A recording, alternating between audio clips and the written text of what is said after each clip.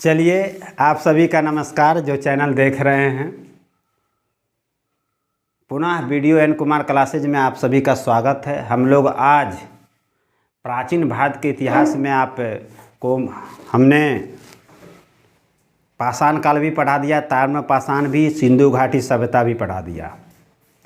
अब हम वैदिक सभ्यता पढ़ाएंगे। तो वैदिक सभ्यता के पढ़ाने के पहले मेरे मन में यह आया कि चूँकि वैदिक सभ्यता का निर्माण बाह्य संस्कृतियों के द्वारा हुआ, यानी बाहर से जो आर्य आए थे उन्हीं के द्वारा हुआ, तो मेरे दिमाग में आया कि पहले हम भारत में अब तक वैदिक काल से लेकर आज तक डोनाल्ड ट्रंप, नमस्ते इंडिया तक जितने आगमन हुए हैं, हम पहले आगमन पढ़ा दें। आगमन का मतलब यहाँ समझिए कि जो भारत में कोई लेखक होगा, कोई राजदूत किसी का होगा, किसी का वैद्य होगा, इंजीनियर होगा, भूगोल वेता है, जो यहाँ पे आया, अनुसंधान किया, कुछ देखा, घूमा, अध्ययन किया और लिखा, और पांडुलिपियाँ आज यहाँ सुरक्षित है, कुछ लिख कर वो अपने देश ले गए, उसे आगमन कहते हैं। और दूसरा एक सेक्टर है आक्रमण।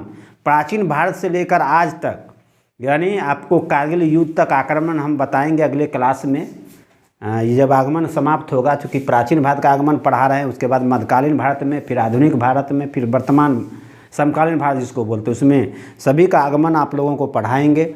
मुझे इतना तो ज़रूर पता है कि जितने भी आप लोग कहीं पढ़े होंगे इस तरह का, कि ये आप इतिहास पढ़े होंगे कहीं पे किसी कोचिंग संस्थान में, तो बारीकी से आपको पढ़ाया गया होगा। ये नहीं कि आगमन को एक रो में आपको बताया गया होगा और आपका कन्फ्यूजन ये दूर नहीं किया होगा किन्हीं शिक्षक के द्वारा कि प्राचीन भारत में आगमन बस इतना ही है।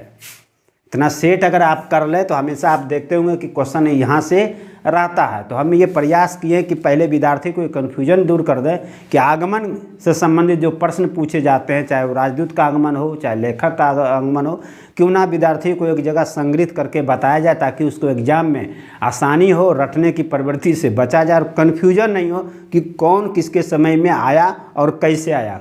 कुछ लेखक, राजदूत या विद्वान आए लेकिन वो किसी के राज दरबार में नहीं गए, उसे स्वतंत्र बोलते हैं, तो वो भी हम चर्चा यहाँ कर देंगे। तो अब हम देखते हैं, अब हम आपको बताते हैं कि प्राचीन भारत में आगमन। तो अब प्राचीन भारत में आगमन सबसे पहले आर्य का हुआ था, जो वैदिक सभ्यता का निर्माण किया। आर्य कहाँ के रहने वाले थे? तो मध्य एशिया, जो अभी चीन का जो पार्ट है, चीन के बीच का जो पार्ट है, कुछ पार्ट है, किर्गिस्तान, उज्बेकिस्तान, जो देश नाम आप सुने होंगे उसी को मध्य एशिया कहते हैं।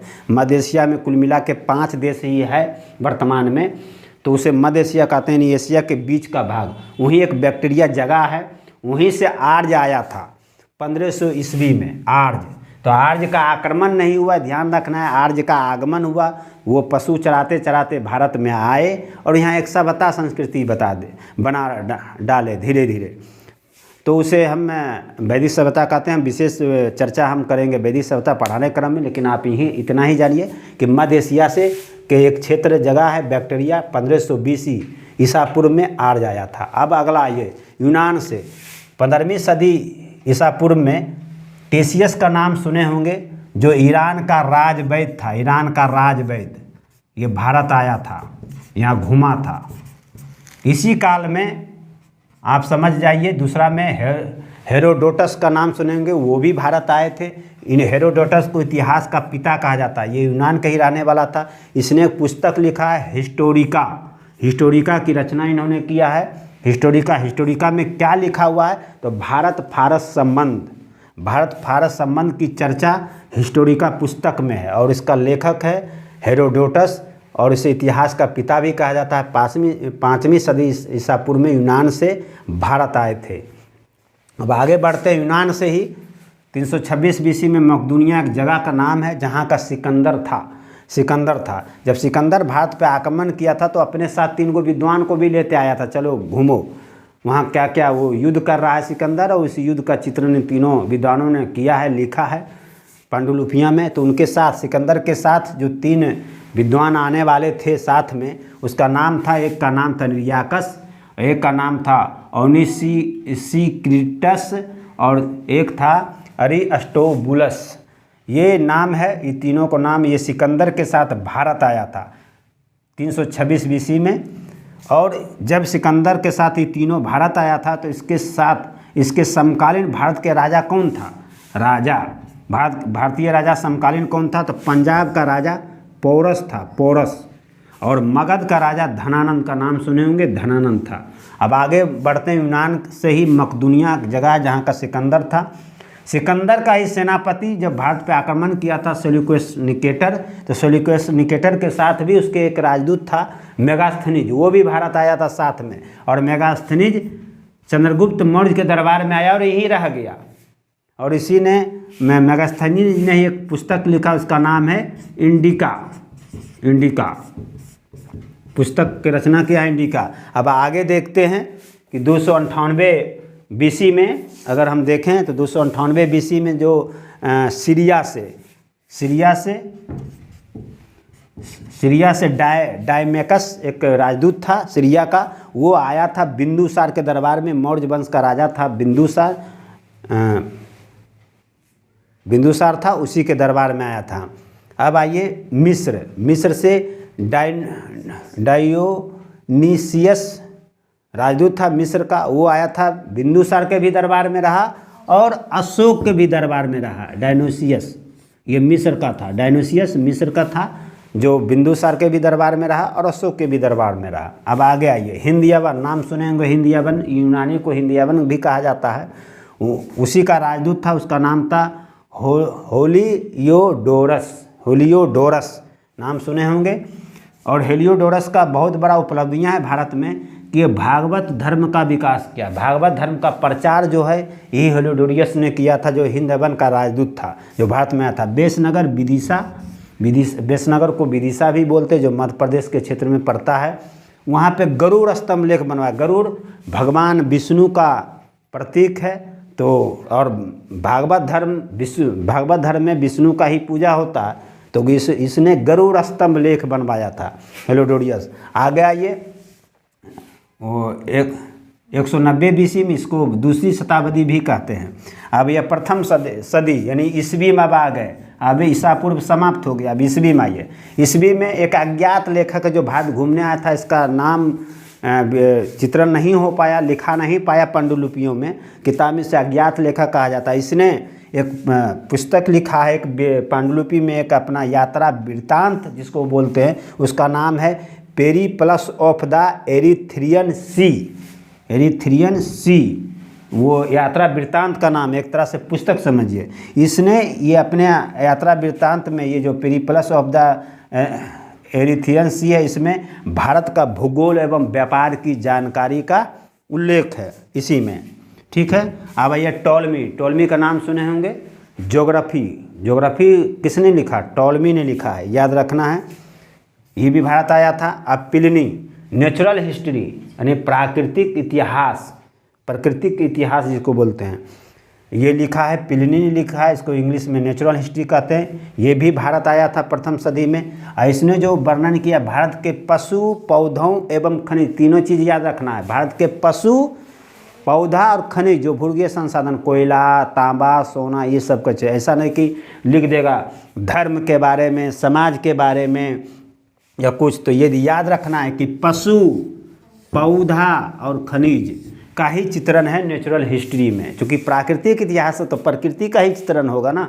अब आ गई है 5वीं सदी में, ईस्वी में फाहियान, नाम सुने होंगे कि चीन का यात्री था फाहियान, जो चंद्रगुप्त द्वितीय यानी गुप्त वंश का राजा था। चंद्रगुप्त द्वितीय को ही विक्रमादित्य भी कहा जाता है। चंद्रगुप्त द्वितीय को विक्रमादित्य का उपाधि है, विक्रमादित्य कहा जाता है इसको। इसी के दरबार में आया था फाहियान, चीन यात्री था। और इसने मध्य देश का भ्रमण किया और कहा कि मध्य देश में शांति है। जब इस समय भारत आया था फाहियान तो मध्य देश घूमा था, यानी भारत का जो बिहार, यूपी और मध्य प्रदेश का जो तीनों का बॉर्डर सीमा जो पार्ट है, उसी पार्ट में घूमा था। और वहाँ पे उसको मध्य देश का नाम इसने अपने यात्रा वृत्तांत में लिखा और कहा कि ये यहाँ पे काफ़ी शांति है, लोग शांति से रहते हैं और वहाँ पे जो जाति है वो शूद्र जाति का शासन है, यही बताया था। कौन? फाहियान ने मध्य देश में, ये चंद्रगुप्त द्वितीय का दरबार। अब अगला 518 ईस्वी से 522 ईस्वी में स्वतंत्र, किसी के राजा के दरबार में नहीं आया, पूरा बिहार यूपी सब जगह घूमा। उसका नाम था सयुगन, सयुगन उसका नाम था सयुगन, जो चीनी यात्री था। और अगला अब आइए तीसरा, हेनसांग का नाम सुने होंगे, जो चीन का यात्री था और ये हर्षवर्धन के दरबार में आया था। और ये हेनसांग जो शिक्षा ग्रहण करने के उद्देश्य से आया था भारत में, बौद्ध धर्म की शिक्षा ग्रहण करने के उद्देश्य से। और इसने विक्रम से ये नालंदा विश्वविद्यालय में पढ़ा भी था। कौन? हेनसांग, वहाँ पे अध्ययन भी किया था। तो पूछेगा बीपीएससी या कोई भी एग्जाम में कि हेनसांग ने किस विद्यालय में पढ़ा था या अध्ययन किया था, तो ये आपको जो नालंदा विश्वविद्यालय में पढ़ा था। और बौद्ध धर्म का शिक्षा ग्रहण करने के उद्देश्य से आया था ये। और पांडुलिपियाँ संग्रहण करना, पांडुलिपियाँ मतलब होता है पहले किताब कॉपी नहीं था, तो आप संग्रहालय में जाइएगा तो लिखा तार पत्र पर रहता है, इसे लिखा हुआ, आप पढ़ भी नहीं पाइएगा उस समय, बस उसको पांडुलिपि कहा जाता है। आज भी आपको संग्रहालय में मिलेगा, ये नालंदा में आप जाइएगा तो हेनसांग आया था, चीनी यात्री था, जो हर्षवर्धन के दरबार में कब आया था? 7वीं सदी ईस्वी में। और सबसे अंतिम आया था इत्सिंग, जो चीनी यात्री था और प्राचीन भारत का सबसे अंतिम यात्री भी है आने वाला। चीन का सबसे अंतिम यात्री इत्सिंग, और प्राचीन भारत में यहाँ से जितना पढ़े सबसे अंतिम यात्री कौन है? इत्सिंग है, जो सबसे आया था। और ये भी किसी के दरबार में आया, भारत में स्वतंत्र घूमा। तो आप लोगों ने प्राचीन भारत में आगमन पढ़ लिया, और मुझे उम्मीद है कि इस अंदाज से आप पहली बार पढ़े भी होंगे और अंतिम बार भी पढ़ रहे हैं। जितने भी चैनल आप विद्यार्थी देख रहे हैं मेरा, तो ये आप पहली बार इस तरीके से पढ़े होंगे और यह अंतिम बार भी आपका होगा। और जब जब आप चैनल को देखेंगे, यूट्यूब को देखेंगे, तो आपका वो पहला और वो आपका अंतिम होगा। और मुझे उम्मीद है कि इस तरह से आप समझे होंगे और कोई भी प्रश्न नहीं छूटेगा। आपको बनाने क्रम में कन्फ्यूजन भी नहीं रहेगा कि कौन कैसे आया। जो एग्ज़ाम में कन्फ्यूजन होता है कि कौन पहला आया, कौन किस लिए आया, क्या नाम था, किसके दरबार में आया था, किसके समय में आया था, बहुत से विद्यार्थी को पढ़ने में के क्रम में कन्फ्यूजन रहता है। हम वो कन्फ्यूजन आज इस चैनल के माध्यम से आप लोगों को दूर कर दिया है। और इतना ही है, तो इतना तो आप समझ ही गए होंगे। और अगले क्लास में आप लोगों को मध्यकालीन भारत में आगमन पढ़ाएंगे। तो अगर वीडियो अच्छा लगा तो लाइक करेंगे, अधिक से अधिक शेयर करेंगे। बहुत बहुत धन्यवाद।